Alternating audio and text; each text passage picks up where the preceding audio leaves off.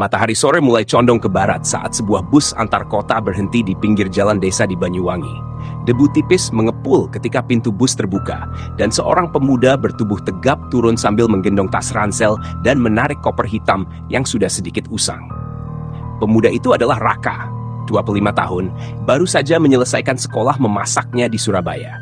Ia berdiri di tepi jalan, menatap kampung halamannya dengan perasaan campur aduk. Sudah hampir 4 tahun, ia meninggalkan desa ini untuk menuntut ilmu. Kini, ia kembali dengan impian besar, membuka usaha nasi gorengnya sendiri. Kenek bus yang tadi membantunya menurunkan koper menyeringai sambil berkata, "Hati-hati mas, jangan lupa balik ke kota lagi kalau di desa nggak laku." Raka hanya tersenyum tipis, mengabaikan kata-kata itu. Ia lalu menarik koper dan berjalan kaki menuju rumahnya, menyusuri jalan desa yang masih sama seperti dulu. Sepi, hanya diterangi lampu jalan yang redup. Saat tiba di depan rumahnya yang sederhana, ia mendengar suara ibunya. "Bu Sarti!" dari dalam. "Raka pulang, Pak. Anak kita pulang." Pintu rumah terbuka, dan ibunya langsung menyambutnya dengan wajah penuh kebahagiaan. "Raka, kamu sehat, nak?" "Iya, Bu. Sehat," jawab Raka tersenyum hangat. Namun, berbeda dengan ibunya, ayahnya, Pak Wiryo, hanya duduk di kursi kayu sambil merokok. Tatapan matanya dingin, seolah enggan menyambut kepulangan anaknya. "Kowe gak cari kerja di kota aja, Rak?" Suara berat Pak Wiryo akhirnya terdengar, menusuk telinga Raka. "Buat apa sekolah mahal-mahal kalau ujung-ujungnya cuma jual nasi goreng di desa?" Raka terdiam sejenak, berusaha meredam perasaannya. Ia sudah menduga pertanyaan itu akan muncul.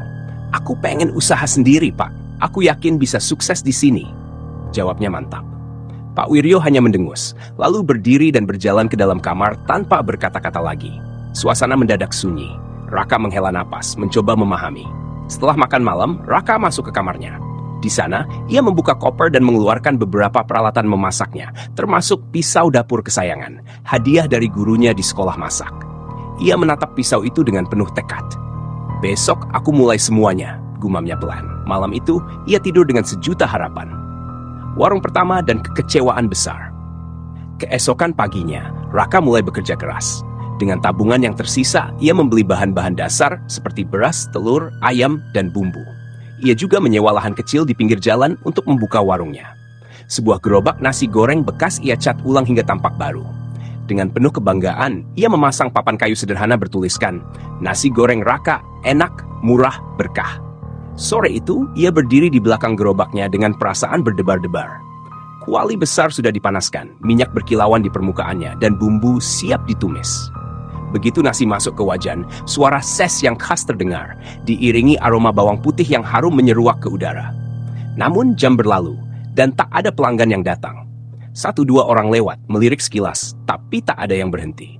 Bahkan tukang ojek yang biasanya suka nongkrong di warung sebelah pun hanya melirik dengan tatapan ragu. Raka tetap berusaha tersenyum, meyakinkan dirinya bahwa mungkin orang-orang belum tahu tentang warungnya. Tapi hari kedua, ketiga, hingga seminggu berlalu, warungnya tetap sepi. Modalnya semakin menipis. Beberapa bahan makanan bahkan mulai membusuk karena tak ada yang membelinya. Di rumah, Pak Wiryo semakin sering menggerutu. "Aku sudah bilang, kamu buang-buang uang saja, Raka," bentaknya suatu malam. "Tapi Pak, aku butuh waktu." "Waktu? Sampai kapan? Mau sampai kita jual rumah?" Raka terdiam. Tangannya mengepal di bawah meja. Ia ingin menjawab, tapi tak ingin memperpanjang pertengkaran. Pertemuan dengan orang misterius. Malam itu, setelah warungnya kembali sepi tanpa satupun pelanggan, Raka terduduk di bangku kayu kecil di depan gerobaknya. Lampu warung redup, angin malam berembus dingin. Ia menatap langit, hatinya terasa sesak. "Apa aku harus menyerah?" pikirnya. Tiba-tiba terdengar suara langkah kaki pelan mendekat. Raka menoleh. Seorang lelaki tua dengan pakaian lusuh berdiri di depan warungnya. Matanya cekung, tubuhnya kurus, tapi senyumnya aneh, terlihat seolah ia tahu sesuatu. "Lagi susah, nak?" tanyanya dengan suara serak. Raka mengernyit. "Iya, Pak. Warung saya sepi. Mungkin memang nggak ada yang tertarik beli nasi goreng di desa ini." Orang tua itu tertawa kecil. "Masakanmu enak, tapi kurang rasa." Raka semakin bingung. "Bapak sudah coba?" Lelaki itu menggeleng. "Belum, tapi aku tahu cara biar warungmu laris." Raka menelan ludah. Ada sesuatu yang membuat bulu kuduknya meremang. "Apa maksud Bapak?" tanya pelan. Lelaki tua itu tersenyum samar. Angin malam tiba-tiba terasa lebih dingin, dan entah kenapa, malam itu terasa lebih sunyi dari biasanya. Malam itu suasana di sekitar warung Raka terasa lebih sunyi dari biasanya. Lampu jalan berkedip redup. Angin malam berembus membawa hawa dingin yang menusuk. Raka menatap lelaki tua di hadapannya. Pakaian lelaki itu lusuh dan kumal, tubuhnya kurus dengan mata cekung, namun sorot matanya tajam seolah mampu menembus pikiran orang lain. "Apa maksud Bapak?" Raka bertanya, suaranya ragu. Lelaki tua itu mengulum senyum samar. Ia menarik bangku kayu dan duduk di depan gerobak Raka. "Aku tahu kau sedang kesulitan. Warung ini sepi, modalmu habis, dan keluargamu mulai kehilangan harapan." Raka tersentak. Kata-kata lelaki itu tepat mengenai hatinya. "Siapa Bapak ini?" tanyanya curiga. Lelaki itu tertawa pelan. "Kau tak perlu tahu siapa aku. Yang jelas, aku datang untuk menawarkan jalan keluar." Raka semakin bingung. "Jalan keluar?" Lelaki tua itu mencondongkan tubuhnya ke depan, menatap Raka lekat-lekat. "Kau ingin warung ini ramai, bukan? Ingin pelanggan berbondong-bondong datang, uang mengalir deras, dan keluargamu bangga padamu?" Raka mengangguk tanpa sadar. Itu memang yang ia inginkan. Tapi ada sesuatu dalam nada suara lelaki itu yang membuatnya merinding. "Apa yang harus saya lakukan?" tanyanya pelan. Lelaki itu tersenyum, lalu mengeluarkan sesuatu dari kantong bajunya, sebungkus kecil kain hitam yang tampak kotor dan kusam. Ia meletakkannya di atas meja. "Buka," katanya. Dengan tangan gemetar, Raka meraih bungkusan itu dan membuka simpulnya perlahan. Saat terbuka, ia terkejut. Di dalamnya ada segenggam tanah merah bercampur sesuatu yang tampak seperti serpihan tulang kecil. Bau anyir samar tercium. "Apa ini?" Raka bergidik. "Itu adalah syarat untuk membuat masakanmu memiliki rasa yang akan menarik pelanggan," jawab lelaki itu tenang. "Taburkan sedikit di nasi gorengmu setiap malam dan lihat hasilnya." Raka merasa perutnya bergejolak. Ia menelan ludah, tiba-tiba merasa ingin muntah. Ini bukan hal biasa kan?" Lelaki tua itu tertawa kecil. "Tentu saja tidak. Tapi apa kau peduli? Yang penting warungmu laris, bukan?" Raka terdiam. Hatinya berkecamuk. Ia menginginkan kesuksesan, tapi apakah ia harus menempuh jalan ini? Lelaki itu bangkit, menepuk pundak Raka pelan. "Aku tidak memaksamu, nak. Keputusan ada di tanganmu. Tapi ingat, kesempatan ini tidak datang 2 kali." Tanpa menunggu jawaban, lelaki itu melangkah pergi, menghilang dalam kegelapan malam. Raka masih duduk membeku, menatap bungkusan kain hitam di atas meja. Malam itu, angin terasa lebih dingin dari biasanya. Raka duduk terpaku di bangku kayu warungnya. Cahaya lampu minyak yang redup membuat bayangannya tampak bergetar di dinding gerobak. Di depannya, bungkusan kain hitam berisi tanah merah dan serpihan tulang itu masih tergeletak, seakan menantangnya untuk mengambil keputusan. Hatinya berkecamuk. "Apa aku benar-benar harus melakukan ini?" pikirnya. Ia menggenggam kepalanya, mencoba mengusir kebimbangan. Tapi suara ayahnya, tatapan kecewa ibunya, dan cemoohan orang-orang desa tentang warungnya yang sepi terus terngiang di benaknya. "Aku butuh pelanggan. Aku butuh uang," bisiknya pelan. Tangan Raka perlahan terulur. Dengan ragu, ia mengambil sejumput tanah merah itu dan memperhatikannya di bawah cahaya lampu. Bau anyir samar kembali tercium, membuat bulu kuduknya meremang. Setelah menarik napas panjang, ia menaburkan sedikit ke dalam wajan tempat nasi gorengnya dimasak.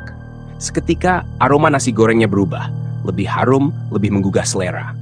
Entah sugesti atau bukan, tapi Raka merasa ada sesuatu yang berbeda. Dengan jantung berdegup kencang, ia mengaduk nasi gorengnya seperti biasa dan menyajikannya di piring. Namun, belum sempat ia mencicipinya sendiri, suara langkah kaki terdengar mendekat. "Mas, jual nasi goreng?" Raka menoleh cepat. Seorang pria muda dengan jaket lusuh berdiri di depan warungnya. Itu adalah pelanggan pertama yang datang setelah sekian lama. "Iya, Mas. Silakan duduk," jawab Raka, berusaha menyembunyikan kegugupannya. Tanpa banyak bicara, pria itu langsung menyantap nasi goreng yang disajikan. Raka memperhatikannya lekat-lekat, menunggu reaksi. Setelah beberapa suapan, pria itu mengangkat kepalanya dan tersenyum. "Gila! Ini nasi goreng terenak yang pernah saya makan." Jantung Raka hampir berhenti. Ia tidak menyangka respon sepositif ini. "Serius, Mas?" tanyanya memastikan. "Serius, saya sering makan nasi goreng di mana-mana, tapi yang ini beda. Gurihnya pas, bumbunya meresap, dan ada rasa entah gimana. Pokoknya bikin nagih." Raka terdiam. Rasa yang bikin nagih? Belum habis rasa terkejutnya, pria itu mengeluarkan ponselnya. "Saya foto dulu ya. Nanti saya kasih tahu teman-teman biar nyobain ke sini." Dalam hitungan menit, pria itu membayar dan pergi dengan wajah puas. Raka masih duduk diam, mencerna apa yang baru saja terjadi. Keajaiban atau kutukan? Keesokan harinya, sesuatu yang tidak pernah ia bayangkan terjadi. Saat ia baru membuka warungnya di sore hari, beberapa orang sudah berdiri di depan gerobaknya. "Mas, nasi goreng 1. Saya pesan 2 porsi ya. Tambah pedas, Mas." Dalam sekejap, warungnya yang dulu sepi kini dipenuhi pelanggan. Nasi yang biasanya cukup untuk semalam, kini hampir habis sebelum jam 9 malam.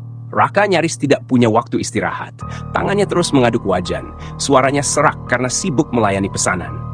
Di tengah kesibukan, ia sempat memperhatikan ekspresi pelanggan-pelanggannya. Ada satu kesamaan di wajah mereka, mata yang berbinar, senyum puas, dan tatapan yang seolah menginginkan lebih. Malam itu, Raka menghitung uang hasil jualannya, 5 kali lipat dari biasanya. Namun, saat ia merapikan gerobaknya, matanya tertuju pada bungkusan kain hitam yang masih tersimpan di sudut meja. Ia menatapnya dengan perasaan tidak menentu. Apakah ini benar-benar berkat atau sesuatu yang lain? Di kejauhan, angin malam berembus pelan. Tapi di telinga Raka, terdengar seperti bisikan halus yang menyusup ke dalam pikirannya. "Lanjutkan, kau sudah memilih jalan ini." Malam itu, Raka duduk di depan warungnya yang baru saja tutup. Napasnya masih terengah-engah setelah bekerja tanpa henti. Tangannya sedikit gemetar karena seharian terus mengaduk nasi goreng di wajan panas. Di depannya, ada tumpukan uang lembaran yang baru saja ia hitung. Jumlahnya jauh lebih besar dari biasanya. Warungnya yang dulu sepi, kini selalu dipenuhi pelanggan. Setiap orang yang datang selalu kembali. Beberapa bahkan tampak seperti ketagihan, datang 2 hingga 3 kali dalam semalam hanya untuk memesan nasi goreng lagi. Raka bersandar di kursi, matanya menatap langit malam. Ini keberuntungan kan?" bisiknya pelan. Tapi pikirannya melayang ke bungkusan kain hitam yang masih ia simpan. Setiap malam, ia selalu menaburkan sejumput tanah merah itu ke dalam wajan sebelum memasak. Dan setiap malam pula, pelanggannya bertambah banyak. Apa benar karena tanah itu? Atau ini hanya kebetulan? Raka menggelengkan kepala. Ia terlalu lelah untuk memikirkannya. Namun, di tengah keheningan, ia tiba-tiba tersentak saat mendengar seseorang berdehem di depan warungnya. "Kau sudah menikmati hasilnya, Nak?" Raka menoleh cepat. Lelaki tua lusuh yang pernah memberinya bungkusan hitam itu berdiri di sana, tersenyum tipis. Hati Raka berdegup kencang. "Bapak!" Lelaki itu berjalan mendekat dan duduk di bangku pelanggan. "Bagaimana rasanya? Warungmu laris." Raka menelan ludah. Apa ini benar karena bungkusan yang Bapak berikan?" Lelaki tua itu terkekeh pelan. "Kau masih ragu? Coba pikir, sebelumnya warungmu sepi. Sekarang, kau bahkan kehabisan stok nasi setiap malam." Raka menggigit bibir. Ia tak bisa membantah fakta itu. Lelaki itu mencondongkan tubuhnya. "Tapi, setiap keberuntungan ada harganya, Nak." Jantung Raka berdegup lebih kencang. "Harga?" Lelaki itu tersenyum semakin lebar. "Tenang saja, bukan sesuatu yang berat. Hanya sedikit syarat tambahan agar pelangganmu terus berdatangan." Tiba-tiba, ia mengeluarkan sesuatu dari sakunya, sebuah batu kecil berwarna hitam legam. Batu itu tampak halus, tapi jika diperhatikan lebih dekat, ada serat-serat merah seperti urat nadi yang berdenyut di permukaannya. "Ambil ini," kata lelaki itu. Raka menatap batu itu dengan waspada. "Untuk apa?" Lelaki itu tertawa kecil. "Ini jimat keberuntungan. Simpan di warungmu, dan kau tak perlu takut kehilangan pelanggan." Raka menelan ludah. Ada sesuatu yang terasa salah, tapi ia juga tak bisa mengabaikan fakta bahwa ia telah terjerat dalam permainan ini. Tangan Raka perlahan terulur, menerima batu itu. Begitu batu itu menyentuh telapak tangannya, ia merasakan sensasi dingin yang aneh, seperti aliran air yang mengalir ke dalam kulitnya. "Apa yang terjadi kalau aku menolak?" tanya Raka tiba-tiba. Lelaki itu tersenyum, tapi kali ini ada sesuatu yang membuat senyumnya terlihat mengerikan. "Kalau kau menolak, maka semua yang kau dapatkan akan lenyap dalam sekejap." Raka terdiam. Ia memandangi warungnya, mengingat perjuangannya, mengingat tatapan sinis ayahnya, mengingat keputusasaan yang dulu ia rasakan saat warungnya sepi. Ia tidak mau kembali ke masa itu. Dengan napas berat, ia menggenggam batu itu erat. "Baiklah, saya terima." Lelaki tua itu tertawa puas, lalu bangkit berdiri. "Keputusan yang bagus, Nak. Nikmati keberuntunganmu, dan jangan sampai melanggar aturan." Sebelum Raka sempat bertanya lebih lanjut, lelaki itu berbalik dan berjalan perlahan ke arah jalanan gelap. Dalam beberapa detik, tubuhnya seolah larut dalam bayang-bayang malam, menghilang begitu saja. Sejak malam itu, sesuatu mulai berubah. Warung Raka semakin ramai. Setiap malam, pelanggan terus berdatangan tanpa henti, bahkan sebelum ia sempat membuka warung. Orang-orang rela antre panjang hanya untuk menikmati nasi gorengnya. Bahkan ada pelanggan yang datang 2 kali dalam satu malam, sesuatu yang belum pernah terjadi sebelumnya. Mereka makan dengan lahap, wajah mereka dipenuhi ekspresi puas, tetapi ada satu hal yang membuat Raka merinding, tatapan mata mereka. Setiap kali mereka selesai makan, mata mereka tampak kosong, seolah-olah ada sesuatu yang hilang dari diri mereka. Awalnya, Raka menganggap itu hanya kebetulan. Namun, semakin hari, ia mulai menyadari pola yang mengerikan. Beberapa pelanggan yang sering datang terlihat semakin pucat dan lemas. Ada yang matanya cekung, ada yang kulitnya semakin kusam, bahkan ada yang tiba-tiba pingsan saat sedang makan. Dan yang paling menyeramkan, setiap kali ia bertanya apakah mereka baik-baik saja, mereka hanya tersenyum tanpa berkata apa-apa. Senyum kosong yang membuat bulu kuduk Raka berdiri.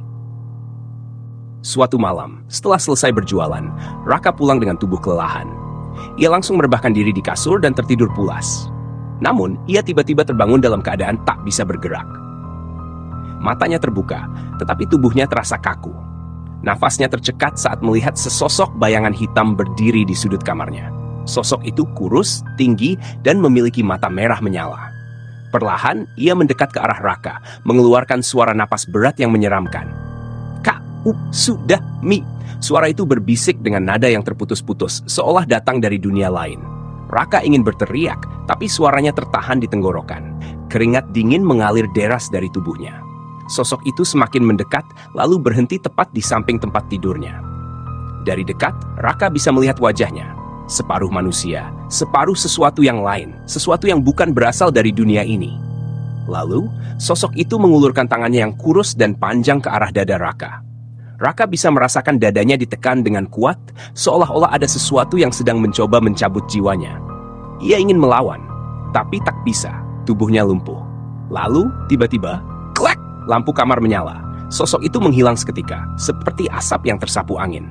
Raka tersentak, terengah-engah. Tubuhnya bisa bergerak lagi. Ia duduk dengan napas memburu, dadanya naik turun. Matanya menatap sekeliling kamar dengan panik, memastikan bahwa sosok itu sudah benar-benar menghilang. Namun, saat ia menoleh ke jendela, ia melihat sesuatu yang membuatnya nyaris pingsan. Di luar jendela, sosok itu masih berdiri, menatapnya dengan mata merah menyala, dan tersenyum lebar, seolah menunggu sesuatu. Malam itu, Raka tak bisa tidur lagi. Rahasia di balik batu hitam. Keesokan harinya, setelah warungnya tutup, Raka duduk termenung di kursi kayu. Tangannya gemetar saat meraih batu hitam yang diberikan oleh lelaki tua itu. Batu itu masih sama seperti sebelumnya, halus dan dingin. Namun kali ini Raka memperhatikannya lebih dekat.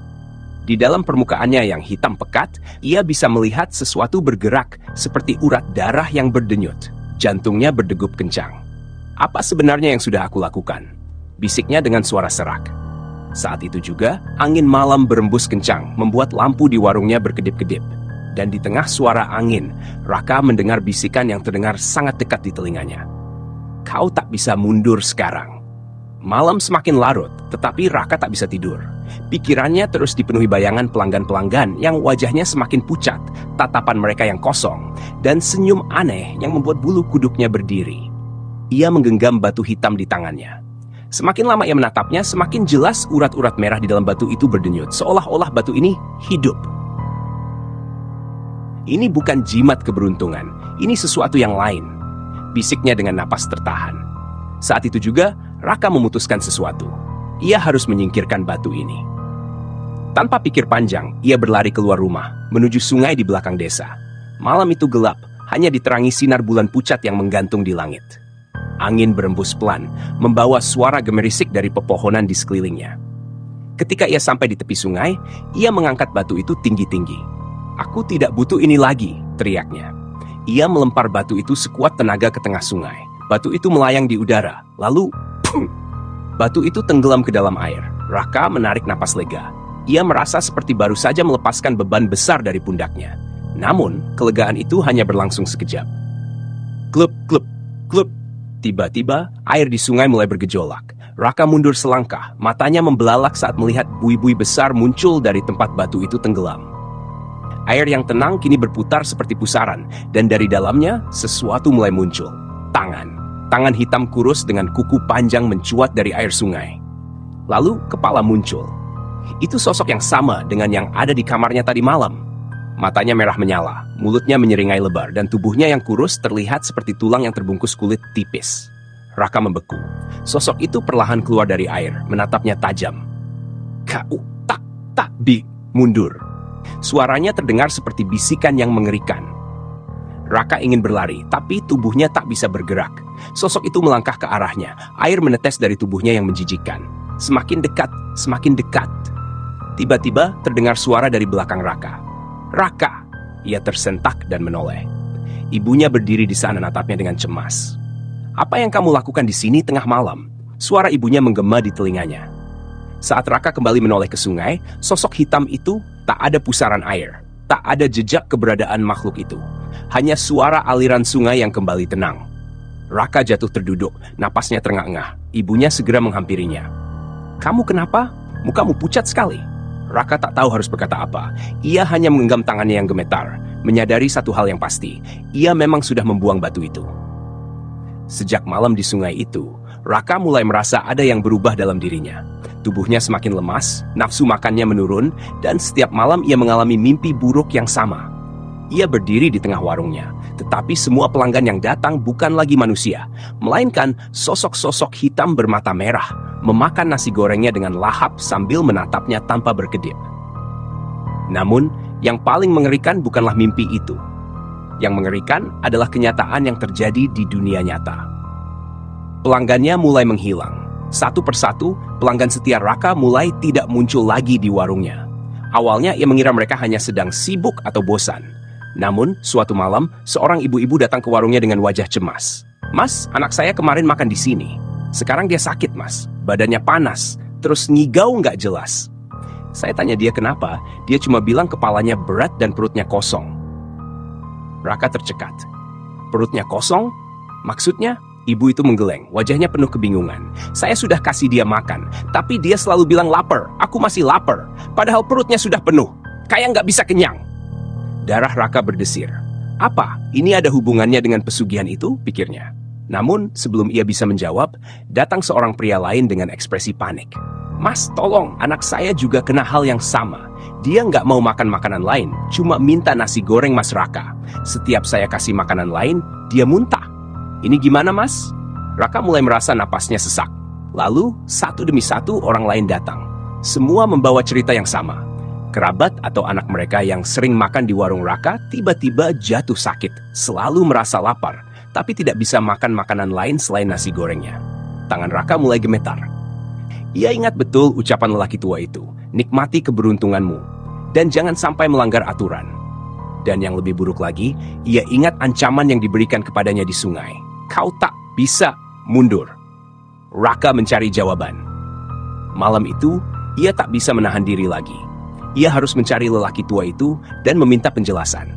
Ia pergi ke pasar tempat pertama kali bertemu dengannya. Namun, tak ada seorang pun yang mengenal lelaki tua yang ia maksud. Raka berkeliling ke sudut-sudut desa, bertanya kepada orang-orang, hingga akhirnya ia mendengar bisikan dari seorang kakek tua yang sedang duduk di pinggir jalan. Kau mencari lelaki tua yang memberi batu hitam itu? Jantung Raka berdegup kencang. Kakek tahu dia? Tanya Raka buru-buru.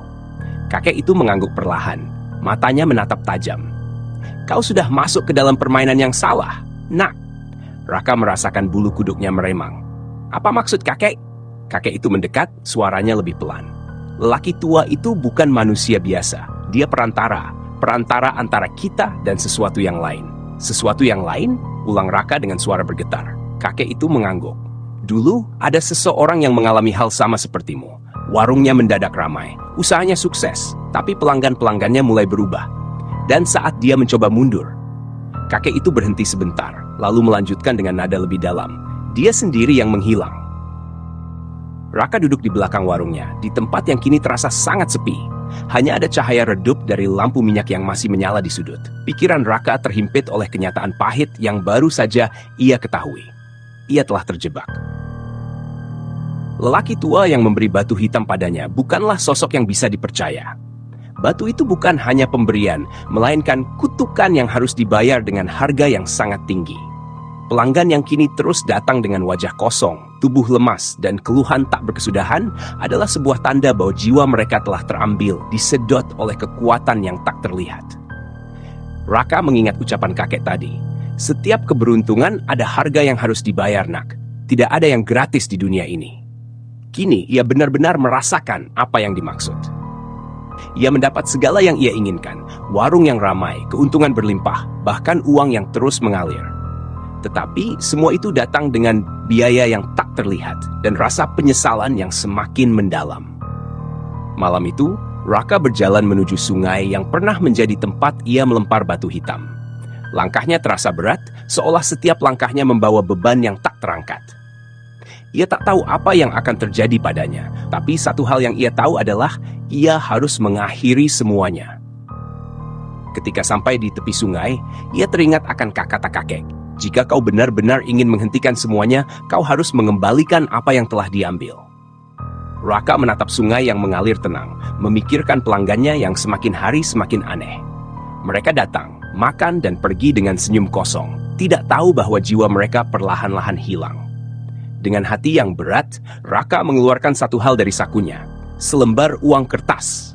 Yang terakhir ia terima dari keuntungan warung. Ia menatap uang itu, merasa tidak ada lagi yang bisa dibanggakan. Semua ini salah, gumamnya pelan, lalu ia melemparkan uang itu ke dalam sungai. Namun begitu uang itu jatuh ke permukaan air, sesuatu yang aneh terjadi. Air di sungai mulai berputar, seakan ada kekuatan yang menarik benda-benda ke dalamnya. Buih-buih putih muncul, dan Raka merasa tubuhnya tertarik ke arah pusaran tersebut. Ia jatuh ke tanah, merasakan perutnya mual. Tiba-tiba, sebuah tangan hitam muncul dari air, menggapai ke arahnya. "Apakah kau yakin, nak?" Suara itu bergema di telinga Raka, seperti bisikan yang datang dari kedalaman. Raka menelan ludah, merasa tubuhnya semakin lemas. Semua yang ia rasakan adalah penyesalan yang sangat dalam. "Iya," jawabnya dengan suara yang hampir tak terdengar. "Aku menginginkan ini berakhir, semua harus kembali seperti semula." Tangan hitam itu berhenti sejenak, lalu menghilang ke dalam air. Dalam beberapa detik, keheningan menyelimuti tempat itu. Raka merasa bebannya terangkat, namun ia tak tahu apa yang akan terjadi selanjutnya. Keesokan harinya, Raka terbangun dengan perasaan yang sangat ringan. Matahari pagi menyinari warungnya, dan ia merasa seperti memulai hari dengan kesegaran yang baru.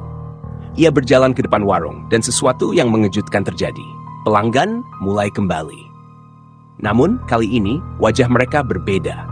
Mereka kembali ceria, tertawa, dan berbicara dengan Raka seperti dulu, seperti ketika warungnya masih sepi dan ia baru saja mulai. Raka menghela napas panjang, merasa berterima kasih atas kesempatan kedua ini.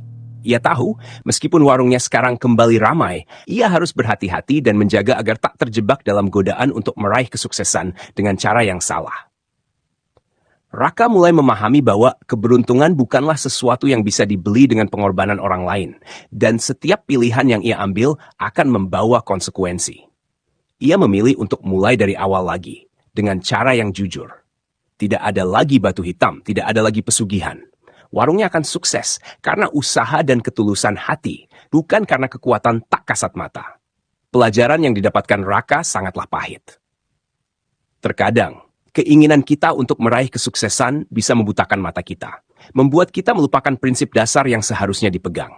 Namun, pada akhirnya, ia belajar bahwa keberhasilan yang hakiki datang dari kerja keras, ketulusan, dan keberanian untuk mengubah arah ketika kita sadar telah salah jalan.